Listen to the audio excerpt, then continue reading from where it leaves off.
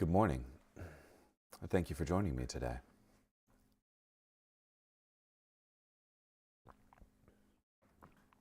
This morning we'll be in Deuteronomy chapter 32, verses 28 through 52, finishing up the song that the Lord gave to Moses for the children of Israel.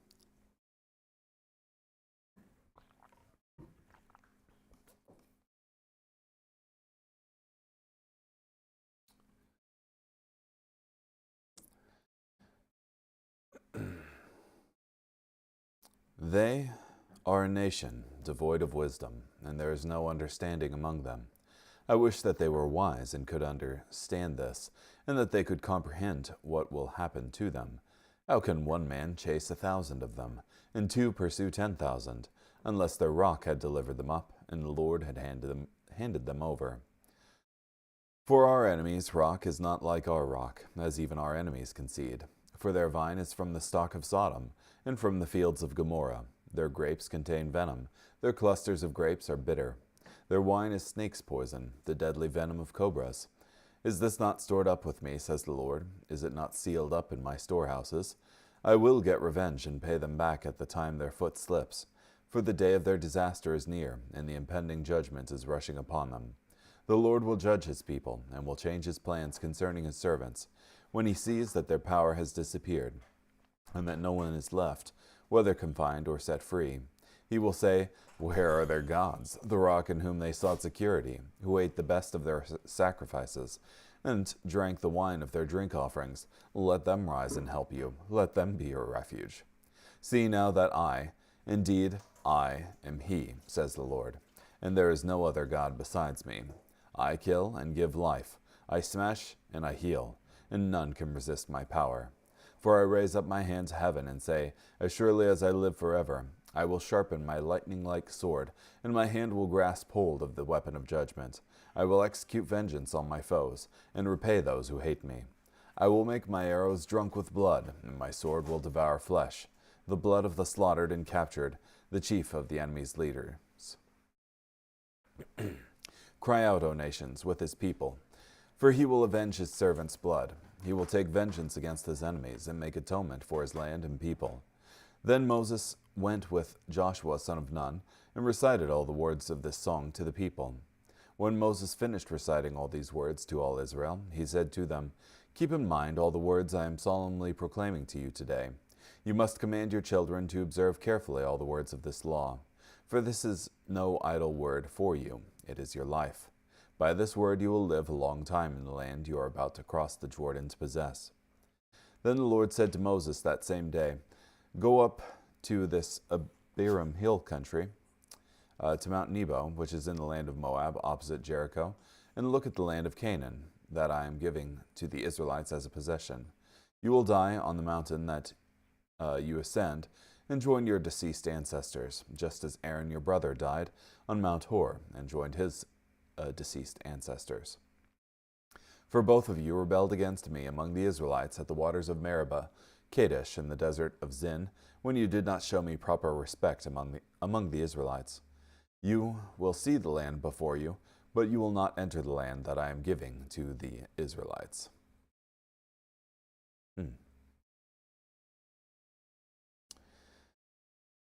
Yeah, so it's the second half of the song here, and it starts out by saying, They are a nation devoid of wisdom. This is Israel that has forgotten God. They have, in verse 21, They have made me jealous with false gods, enraging me with their worthless gods. So I will make them jealous with a people they do not recognize, with a nation slow to learn, I will enrage them. So, Israel, rather than turning to the true God and getting their help from him, instead, in the future, turns to false gods and tries to get their help from them. And with biting sarcasm, you have God say, In verse 37, where are their gods, the rock in whom they sought security, who ate the best of their sacrifices, and drank the wine of their drink offerings? Let them rise and help you. Let them be your refuge. But of course, none of them have the power to save. As is said in the verse following, see now that I am he, says the Lord, and there is no other God besides me. I kill and give life. I smash and I heal, and none can resist my power. Yeah. Ultimately, it's only God who exercises this sovereign power over the nations. And then at the end of this, Moses is directed to ascend Mount Nebo, where he'll die, and commission again Joshua to go seize the Canaanite land.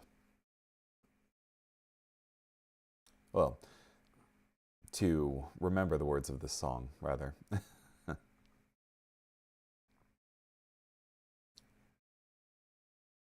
Let's see here. That they would consider their latter end. This can be a remarkably effective preventative to backsliding. When we are in a backslidden state, we should consider where it will lead us. What's the ultimate result of what we're intending to do here? And have compassion on his servants. When we are in a backslidden state, we should also see the compassion of God we could receive. There is no God besides me. When we are in a backslidden state, we should see the greatness of God. The backslidden man needs to know more of God's character and his nature. It is not a futile thing for you, because it is your life. And by this word you shall prolong your days in the land which you cross over the Jordan to possess. One of Satan's great lies to us is that a thing is futile to serve God and obey his word.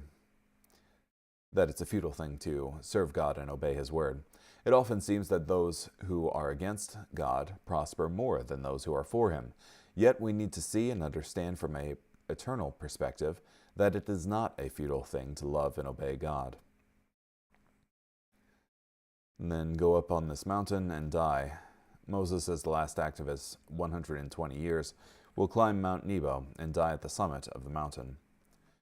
It's interesting to me that this 120-year-old man is not only fit to relay the song to lead the people of Israel, but also to climb a mountain here. You shall see the land before you, though you shall not go there. Though Moses will not be allowed to cross the Jordan and enter the promised land, he can view the land of Canaan.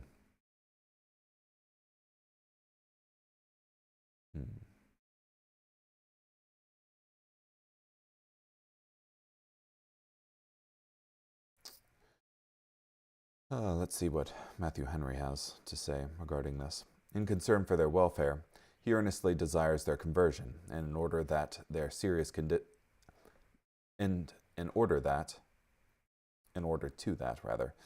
their serious consideration of their latter end.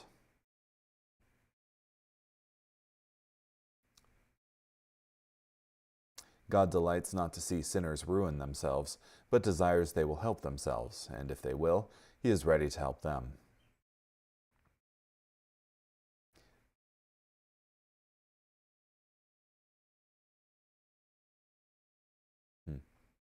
He calls to mind the great things he had done for them formerly, as a reason why he should not quite cast them off. This seems to be the meaning of that 30 and 31. How should one Israelite have been too hard for 1,000 Canaanites, as they have been many a time, but that God, who is greater than all gods, fought for them? And so it corresponds with Isaiah 63, 10 and 11.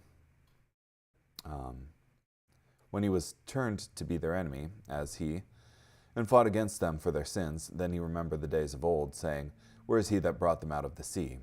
So here his arm begins to awake, as in the days of old against the wrath of the enemy.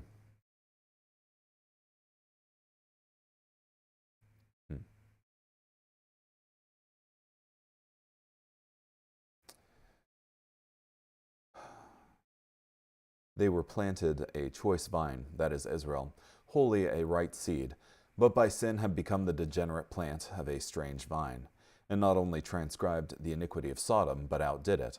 God called them his vineyard, his pleasant plant, but their fruits were very offensive and displeasing to God, bitter as gall, very malignant and pernicious one to another, like the cruel venom of asps. Some understand this of their punishment. Their sin would be bitterness in the latter end. It would bite like a serpent and sting like an adder.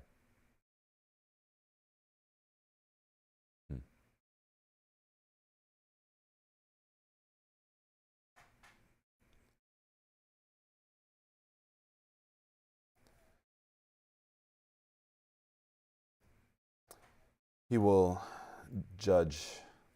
do it in compassion to his own people, who, though they had greatly provoked him, yet stood in relation to him, and their misery appealed to his mercy. The Lord shall judge his people, that is, judge for them against their enemies, plead their cause, and break the yoke of oppression under which they had long groaned.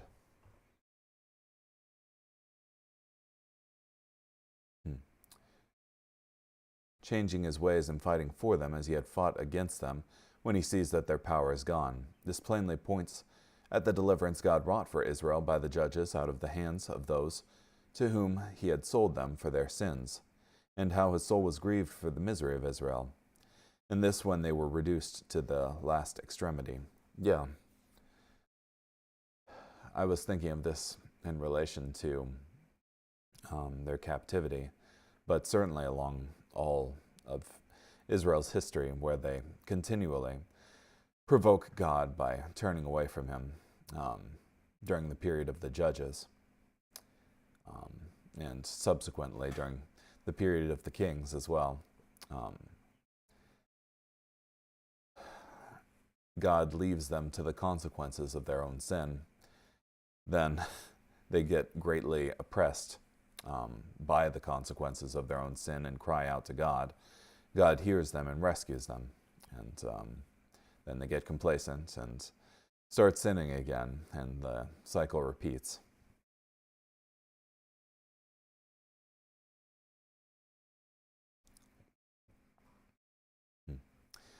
Anywho, excuse me, sorry. Anywho, thank you so much for joining me today. I hope you have a great day. Bye.